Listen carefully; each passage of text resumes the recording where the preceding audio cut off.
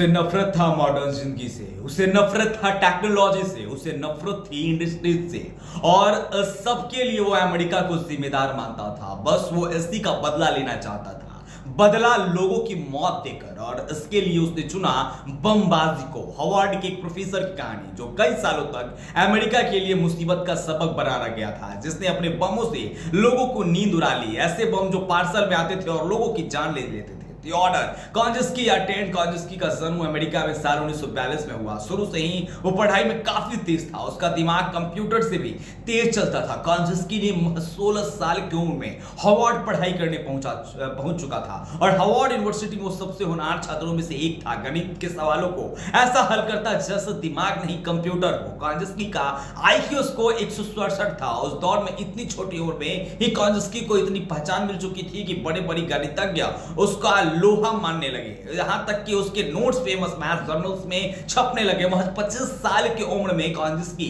California university में assistant professor बन चुका था। लेकिन यहीं से इस मैथमेटिशियन की जिंदगी की बदलने की शुरुआत हुई। कुछ समय यह नौकरी करने के बाद कॉन्जस्की ने खुद को दुनिया अलग कर लिया। उन्होंने नौकरी छोड़ दी और विद्रोह का रास्ता अपना लिया। इस प्रोफेसर की पहली नफरत शुरू हुई कंप्यूटर का इस्तेमाल करने वाले लोगों से। जी हाँ दोस्तों, कॉन्जस्की यूनिवर्सिटी के लोगों को ही अपना निशाना बनाना शुरू किया। टेंट कॉन्जस्की छिपकर रहने लगा, शहर से ही कहीं दूर, ऐसे मकान में जहां न बिजली थी न पानी था। सारी सुविधाओं को त्याग करने के बाद अपनी झोपड़ी में कॉन्जस्की ने बम बनाने शुरू किए। दिमाग तो काफी तेज था कि बस थोड़े ही समय में उसने इन बमों का इस्तेमाल यूनिवर्सिटी के लोगों के ऊपर शुरू किया। कॉन्जस्की का तरीका भी बेहद खतरनाक था। वो लेटर या फिर पार्सल के अंदर बम फिट कर देता था और जिसके पास भेजना होता था वहां पोस्ट कर देता था। जैसे ही वो शख्स लेटर या फिर पार्सल खोलता, बम फट जाता। 17 सालों तक ऐसे ही कई लोगों को कॉन्जस्की ने लेटर बम और पार्सल बम भेजे। उस दौर में लोग पार्सल खोलने में डरने लगे थे। एफबीआई को भी समझ नहीं आ रहा था कि कैसे कॉन्जस्की तक पहुंचा जाए। हार्वर्ड के बड़े विद्रोही का आतंक बढ़ता जा रहा था। कॉन्जस्की ने 1978-1995 के बीच देसी बमों से शिक्षकों, व्यापारियों और आम जनता को भी निशाना बनाना शुरू कर दिया था। एफबीआई ने टेंट कॉन्जस्की को यूनिवर्सिटी का निशाना बनाने की वजह से यूनबॉम्बर का नाम दिया।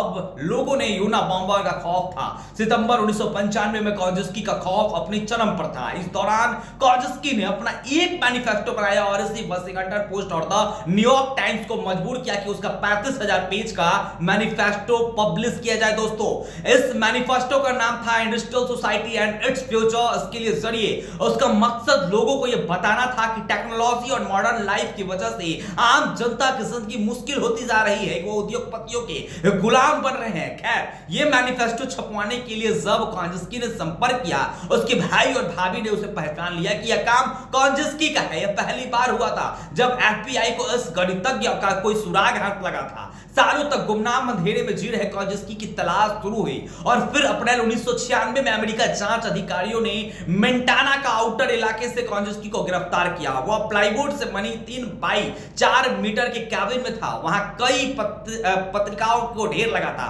बम बनाने वाले सामान और 2 तैयार बम भी मौजूद थे। कॉन्जस्की को टेरर कैंपेन चलाने के लिए 4 बार उम्र कैद की सजा मिली। हर उम्र कैद की सजा 30 साल से ज्यादा थी। उसने अपने सारे गुनाह कबूल किए। उसने पुलिस को बताया कि अपने देसी बमों से 16 बार उसने लोगों को निशाना बनाया। उसके बम की वजह 3 लोगों की जान गई जबकि 23 लोग घायल हुए।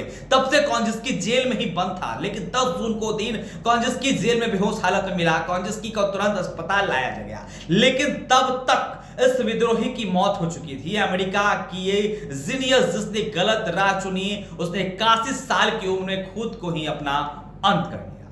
Bureau report, NBC 24 Patna.